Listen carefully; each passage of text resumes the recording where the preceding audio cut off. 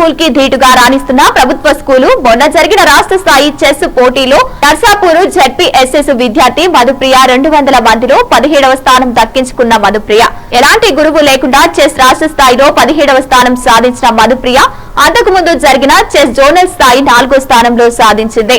Madhupriya ZPHS ప్రభుత్వ పాఠశాల నర్సాపూర్ లో 9వ తరగతి చదువుతోంది.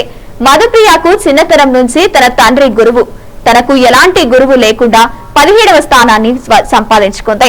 ఇకనైనా ప్రభుత్వ పాఠశాలల్లో విద్యతో పాటు ఆటల పోటీలను ప్రోత్సహించాలని మధుప్రియ తెలిపారు. ప్రభుత్వం ఇకపై మధుప్రియకు సహాయ సహకారాలు అందిస్తుందని చెప్పుకొచ్చారు. జెడ్పీటీసీ ప్రధాన ఉపాధ్యాయులు ఎం రవీంద్ర కుమార్ విద్యార్థులతో చదువుతో పాటు ఆటపాటలు ఉండాలని ప్రధాన ఉపాధ్యాయులు తెలిపారు. స్టార్ 9 న్యూస్ కు స్వాగతం. మీ పేరేంటి?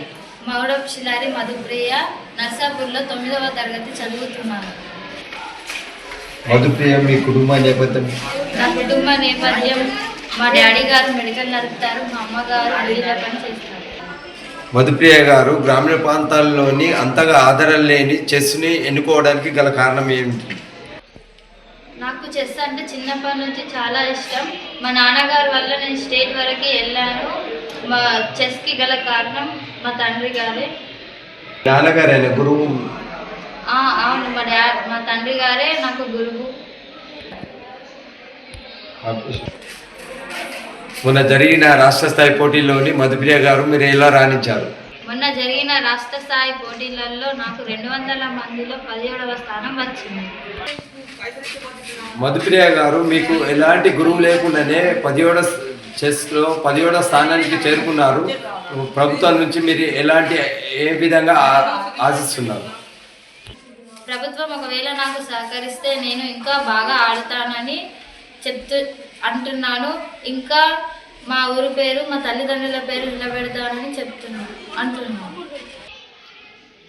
ఈ మధ్య జరిగిన రాష్ట్ర స్థాయి చెస్ పోటీల్లోని మధుప్రియ 17వ ర్యాంక్ వచ్చింది.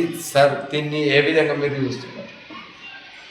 ప్రధానంగా ఈ మధ్య జరిగినటువంటి రాష్ట్ర స్థాయి చెస్ పోటీ లోపల మా 9వ తరగతి విద్యార్థిని మధుప్రియ 17వ స్థానాన్ని పొందడం అనేది మా పాఠశాలకు గర్వకారణము. అంతకుముందు ఈ నిర్మల్ జిల్లాలో జోనల్ వైజ్ జరిగినటువంటి పోటీల్లో తాను 3వ స్థానం పొంది అర్హత సాధించి రాష్ట్ర స్థాయికి వెళ్ళడము మా ఉపాధ్యాయ వర్గం నుంచి, మా పాఠశాల తరపు నుంచి ఆ అమ్మాయిని అభినందిస్తూ దానికి ప్రోత్సహించినటువంటి వాళ్ళ నాన్నగారిని, అలాగే మా పాఠశాల పీఈడి అయినటువంటి వ్యాయామ ఉపాధ్యాయుడు అయినటువంటి దేవేంద్ర సార్ గారిని అభినందిస్తున్నాను.